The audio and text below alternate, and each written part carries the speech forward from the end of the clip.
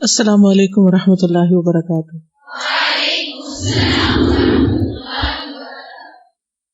کیا حال ہے؟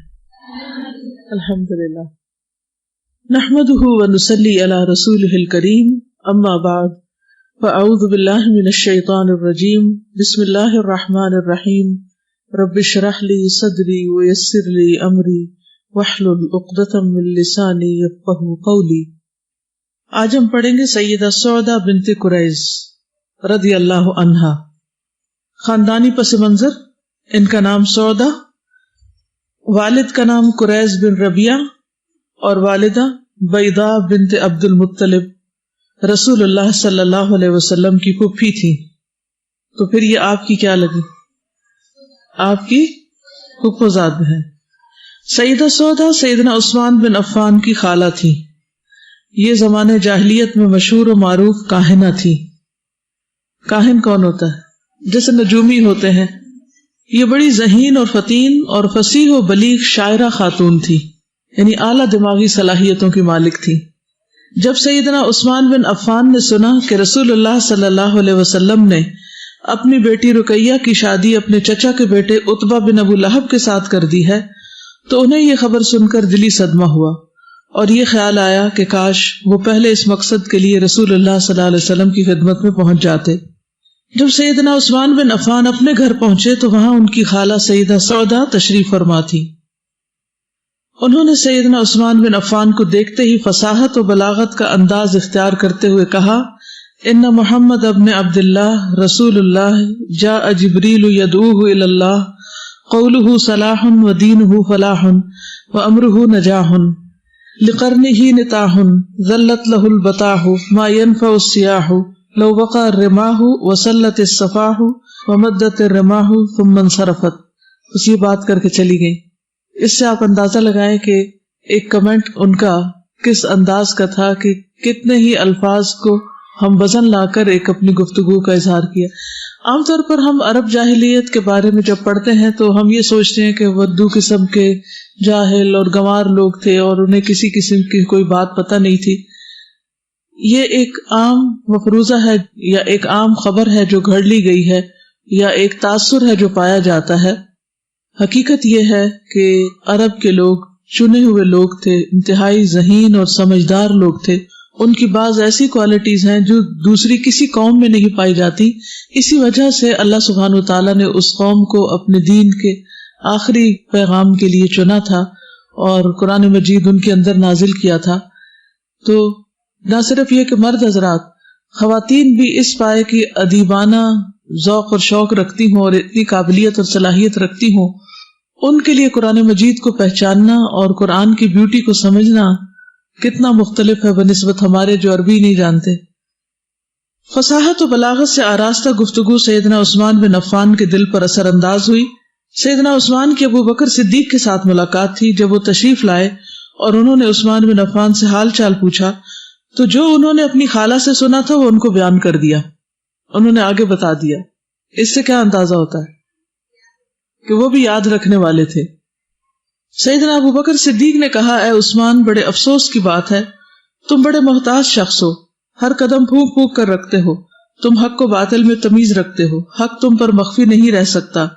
یہ بت جن کی پوجا تیری قوم کرتی ہے، کیا یہ گنگے بہرے پتھر نہیں ہیں؟ نہ یہ سنتے ہیں نہ دیکھتے ہیں، نہ کسی کو نقصان دے سکتے ہیں نہ نفع۔ عثمان بن عفان نے کہا، بات تو آپ کی بالکل درست ہے تو ایسے ہی جیسے تم کہتے ہو۔ سیدنا ابو بکر صدیق نے فرمایا کہ تیری خالہ بالکل سچ کہتی ہے، یعنی مطلب یہ تھا کہ تم مسلمان ہو جاؤ، کیونکہ انہوں نے نبی صلی اللہ علیہ وسلم کی جو تعریف بیان کی تھی وہ بالکل برحق تھی، اور حضرت ابو بکر نے اس کی تائید کی اور خود اپنی طرف سے بھی اسلام قبول کرنے کی دعوت دی۔ اس وقت تک حضرت عثمان رضی اللہ تعالیٰ عنہ ابھی مسلمان نہیں ہوئے تھے۔ سیدنا محمد بن عبداللہ صلی اللہ علیہ وسلم کو اللہ تعالیٰ نے اپنی ساری مخلوق کی طرف رسول بنا کر بھیجا۔ کیا تم ان کی خدمت میں حاضر ہو کر ان کی باتیں سننا پسند کرو گے؟ اب یہ دعویٰ کا طریقہ آپ دیکھیے کس طرح اس مجلس تک لے جاتے ہیں۔ عثمان بن عفان نے کہا، اللہ کی قسم کاش میں ان کی باتیں سن سکوں۔ دونوں میں یہ باتیں ہو رہی تھی کہ جلد ہی رسول اللہ صلی اللہ علیہ وسلم کا وہاں سے گزر ہوا اور آپ کے ساتھ علی بن ابی طالب بھی تھے۔ انہوں نے رسول اللہ صلی اللہ علیہ وسلم کا کپڑا تھام رکھا تھا چھوٹے تھے حضرت علی اس وقت. سیدنا ابوبکر صدیق آگے بڑھے, پھر آپ کے کان میں رازداری کے ساتھ کوئی بات کی تو رسول اللہ صلی اللہ علیہ وسلم ان کے پاس بیٹھ گئے. پھر آپ صلی اللہ علیہ وسلم نے فرمایا, اے عثمان, اللہ کی جنت قبول کرو, میں تیری اور ساری مخلوق کی طرف اللہ کا رسول بنا کر بھیجا گیا ہوں. جب عثمان بن عفان نے یہ بات سیدنا محمد صلی اللہ علیہ وسلم کی زبان مبارک سے سنی تو اسی وقت اسلام قبول کر لیا. یعنی اب آپ دیکھ رہے ہیں کہ دعویٰ کا طریقہ کیا ہے, کہ حضرت ابوبکر صدیق ان کو پہلے بھی جانتے تھے, پہلے بھی دعویٰ دے سکتے تھے, لیکن جس وقت انہوں نے دیکھا کہ اس وقت ان کا دل نرم ہے, یہ اپنی خالہ کی ایک تقریر سن کے آ رہے ہیں اور ان کو ابھی بات جلدی اثر کرے گی, تو عین اس موقع پر انہوں نے ان کو پیغام دیا. یعنی ہم بعض اوقات مدعو, یعنی جس کو ہم دعویٰ کر رہے ہوتے ہیں یا جو عام انسان ہوتے ہیں, ان کی کیفیت, ان کی پوزیشن, ان کے دل کی حالت کو نہیں سمجھتے کہ وہ کس مشکل سے گزر رہے ہیں, صرف اپنی سنانا جانتے ہیں اور موقع بے موقع جو ہمارے دل میں بات ہوتی ہے وہ بس کہہ دیتے ہیں. تو اس سے کیا ہوتا ہے کہ پھر دعویٰ بہت افیکٹو نہیں ہوتا, پر اثر نہیں ہوتا.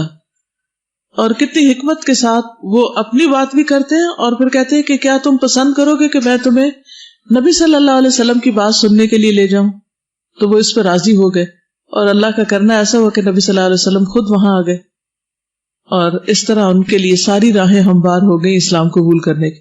اور نبی صلی اللہ علیہ وسلم کے پیغام میں بھی آپ دیکھیں, ایک طرف اختصار ہے, بریف ہے, اور دوسری طرف بہت خوبصورت یعنی امید بھرا پیغام ہے, جسے کہتے ہیں کہ اللہ کی جنت قبول کرو, یعنی اگر تم مسلمان ہو جاؤ گے تو تمہیں جنت ملے گی. اور پھر یہ کہ میں تمہاری طرف بھی اور ساری مخلوق کی طرف اللہ کا رسول بنا کر بھیجا گیا ہوں. اپنی پوزیشن عین صاف واضح بتاتے ہیں, کیونکہ یا ایھا الذین آمنوا قولوا قولا سدیدا, دعویٰ میں ہیر پھیر نہیں ہونا چاہیے. جو میسج ہے بہت کلیئر ہونا چاہیے کہ آپ جس کو اللہ کی طرف بلا رہے ہیں اس کو دراصل کہہ کیا رہے ہیں, اس سے چاہتے کیا ہیں. ٹھیک ہے. ادھر عتبہ بن ابو لہب نے رسول اللہ صلی اللہ علیہ وسلم کی بیٹی کو نکاح کے بعد گھر آباد کرنے سے پہلے ہی طلاق دے دی تھی. اس طرح اللہ سبحانہ وتعالیٰ نے اپنے رسول مقبول صلی اللہ علیہ وسلم کی بیٹی کو اپنے دشمن کی دست برد سے بچا لیا اور اس کی عزت, عظمت اور شرافت پہ داغ نہ لگنے دیا. جب سیدنا عثمان بن عفان کی خالہ کو پتہ چلا کہ عثمان نے اسلام قبول کر لیا تو یہ خبر سن کر بہت خوش ہوئی اور انہوں نے اس موقع پر خوشی سے سرشار ہو کر یہ اشعار کہے, حد اللہ عثمان الصفی بقولہ فارشدہ واللہ یہدی الی الحق فبايع بالرأي السديد محمدا وكان ابن أروي لا يسد عن الحق وأنكحه المبعوث إحدى بناته فكان كبدر حازج الشمس في الأفق فداؤك يا ابن الهاشميين مهجتي كانت أمين الله أرسلت في الخلق. اللہ نے مخلص عثمان کو ہدایت دے دی, صفی چنے ہوئے مخلص, اپنے فرمان کی طرف اور اس کی رہنمائی کر دی. اللہ حق کی طرف ہدایت دیتا ہے. اس نے درست رائے کے ساتھ سیدنا محمد صلی اللہ علیہ وسلم کی بیعت کی. اروا جو ہے یہ کون ہے؟ سودا کی بہن ہے, ان کا ذکر ہو رہا ہے. اروا کا فرزند راہ راست سے ہٹا نہیں. وکان ابن اروا لا یصد عن الحق. رسول اللہ صلی اللہ علیہ وسلم نے اس کے ساتھ اپنی بیٹی کی شادی کر دی. افق میں سورج اور 14ویں کے چاند کا حسین امتزاج ہو گیا. اے ہاشمی خاندان کے فرزند, تجھ پر قربان, تو کائنات میں اللہ کا امین بنا کر بھیجا گیا, یعنی محمد صلی اللہ علیہ وسلم کو کہا گیا. اللہ سبحانہ وتعالیٰ عقل مند اور مومن خاتون سیدہ سودا پر اپنی رحمت کی برکھا برسائے اور اسے اپنی رضا سے نوازے اور اہل تقوی کے ساتھ جنت میں اپنی مہمان نوازی سے سرفراز کرے, آمین یا رب العالمین. تو ان کے واقعے سے کیا کیا باتیں سمجھنے میں آتی ہیں, کیا سیکھنے کو ملا ہے؟ چند باتیں ہیں, مختصر باتیں ہیں, لیکن کس طرح اپنا رول پلے کر جاتی ہیں, کس طرح اپنے حصے کا کام کر جاتی. اللہ سبحانہ تعالیٰ کی طرف سے دی ہوئی خاص صلاحیت جو ہے اس کو استعمال کرتے ہوئے, کیونکہ ہم عام طور پر یہ سمجھتے ہیں کہ جو کام کوئی اور کر رہا ہے جب تک ہم وہ نہیں کر سکیں گے شاید ہم کامیاب نہیں ہوں. ہمیں دیکھنا یہ چاہیے کہ ہمارے اندر کیا پوٹینشیل ہے, اللہ تعالیٰ نے ہمیں کون سی ایسی خوبی دی ہے جو دوسروں کے پاس نہیں. عموماً ہم اپنی جو محرومیاں ہیں ان کی طرف نظر رکھتے ہیں. ہمیں بولنا نہیں آتا, ہمیں لکھنا نہیں آتا, ہمیں پڑھنا نہیں آتا, ہمیں یہ نہیں آتا, وہ نہیں آتا, اور دوسروں کو جو ملا ہے اس پر صرف رشک کرتے رہتے ہیں یا تعریف کرتے رہتے ہیں, اور خود اس کے لیے کوشش نہیں کرتے کہ جو ہمیں ملا ہے اس کو اللہ کے راستے میں کیسے استعمال کریں. جی اس میں جو نظر آ رہا ہے کہ ہر شخص کا اس میں ایک رول ہے نا جو تھوڑا کر کے کنٹریبیوٹ کر رہا ہے. تو بعض دفعہ ہم اس شخص کو تو بہت لکی سمجھتے ہیں کہ آخری وار پہ جس کا کام ہو جائے، لیکن اصل میں پیچھے سے ہر ایک کا ایک رول ہوتا ہے، ہر ایک کا حصہ ہوتا ہے نیکی میں. بالکل. کیونکہ بعض دفعہ ہم اپنے آپ کو جب دیکھتے ہیں تو ہم سمجھتے ہیں کہ ہماری بات میں وہ اثر نہیں ہے، یا بعض دفعہ ہمیں ایسا لگتا ہے کہ ہم وہ بات ایکسپریس ہی نہیں کر پا رہے جو ہمارے دل میں ہے، جو حق بات بتانی چاہیے جس طرح سے. تب یہاں جو نظر آ رہا ہے کہ ہر شخص اپنا رول پلے کرنے کے بعد اس کو آگے جو تھا ریفر کرتا گیا وہ اس کو، اور ریفر کرنے میں جب حضرت ابوبکر صدیق کے پاس بات آتی ہے تو وہ خود بھی کہہ سکتے تھے کہ آپ ابھی کلمہ پڑھ لیں اور آپ ابھی سب کچھ کر لیں، ایسا ہو جائے. لیکن انہوں نے یہ سمجھا کہ اگر ان کو ادھر ریفر کر دیا جائے تو ان کا جو شرح صدر ہے وہ کسی اور طرح ہوگا، یعنی یقین کی کیفیت پیدا ہو جائے گی. اور اسی طرح بعض دفعہ ہمارا کام جو ہے صرف اتنا ہوتا ہے، جب ہم کسی کو کبھی بھی ہم کہیں درس دے رہے ہوں یا کچھ بھی کر رہے ہوں بتاتے ہیں، ہمارا کام ہوتا ہے صرف اس کو کنیکٹ کر دینا کسی ایسی جگہ سے جہاں سے جا کر وہ قرآن کو باقاعدہ طور پر شرح صدر سے سیکھ سکے. بالکل. اور اس سے بھی پتہ چلتا ہے کہ اگر کوئی شخص اچھا کام کرے تو اس کو اپریشیٹ بھی کرنا چاہیے، کیونکہ اگر ہم اپریشیٹ کریں گے تو اس کا حوصلہ بڑھے گا، وہ دین پر ثابت قدم ہو جائے گا، اور ساری زندگی پھر جو بھی اچھے کام کرے گا اس میں ہمارا حصہ ہوگا. جی استاذہ، حضرت سودا نے جو ہے وہ حضرت عثمان کو میسج کنوے کیا تھا نا، تو ایک حدیث ہے جس کا مفہوم یہ ہے کہ بعض اوقات پہنچائے جانے والے جو ہیں وہ پہنچانے سے زیادہ اچھا عمل کرتے ہیں. بالکل. رب مبلغ او آمن سامع، یعنی جو سننے والا ہوتا ہے وہ پہنچانے والے سے کہیں زیادہ سنبھال کے رکھنے والا ہوتا ہے. جیسے کہ وہ شاعرہ تھی زمانہ جاہلیت میں، لیکن جب انہوں نے اسلام کو قبول کیا تو اپنی اس شاعری کو جو ان کی اسکل تھی اس کو یوٹیلائز کیا، اسلام کی تبلیغ کے لیے اس کو یوز کیا. تو اسی طرح ہمارے اندر بہت ساری اسکلز ہوتی ہیں جب ہم قرآن نہیں پڑھ رہے ہوتی، تو جب ہم قرآن پڑھ لیتے تو ہم کہتے ہیں کہ ان اسکلز کو ہم ختم کر دیتے ہیں کیونکہ یہ ہمیں لگتا ہے کہ بہت فضول سی ہیں یہ اسکلز. بالکل، یعنی منفی کو مثبت بنانے کی ضرورت ہے. جی استاذہ، ایک بات جو سارے صحابہ اور صحابیات رضوان اللہ تعالیٰ علیہم اجمعین میں کامن لگتی ہے نا، وہ یہ لگتی ہے کہ وہ اسلام کی چھوٹی سی ترقی پہ بھی نا بہت خوش ہوتے تھے، اور پھر اس کا برملا اظہار، پھر اس کو سپورٹ کرنا.